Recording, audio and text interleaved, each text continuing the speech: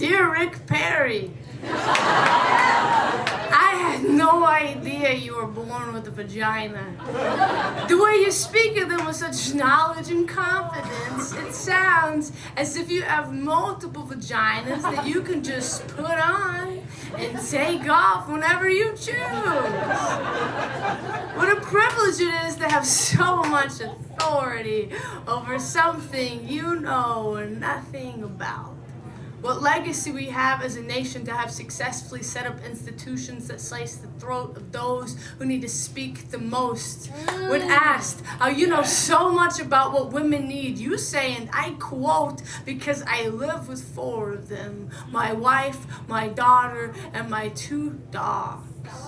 If you were able to put your wife and daughter in the same category as your bitches, it is no shock to me how you are so willing to shut down necessary facilities needed for the safety of women. This isn't about baby killing, y'all. That's something this state does once the baby comes out, with all its education budget cuts and making sure our prisons are filled with brown-eyed and dark-skinned kids. You stand behind your actions by claiming you are here to enact the will of God. What soot must be in your soul, governor, to bastardize such bright a light. I swear, whatever God is behind you, I will run the other way. A woman's body is not a state's right. The floor of the Senate is no place to be given a gynecological exam. You don't know what sort of fear and shame comes with such a body already. You don't know what invasion of privacy it is to have your cervix scraped. If you listened to any of the testimonies that day, you'd know that a woman's body is not some sort of mechanical machine that shuts down when she is raped. Or you're not wind-up dolls, Rick.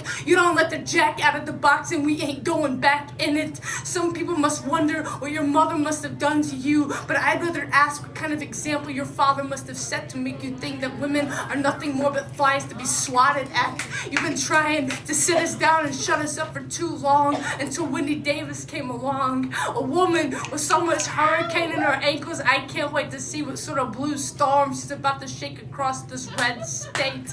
A woman's body is more than a political party.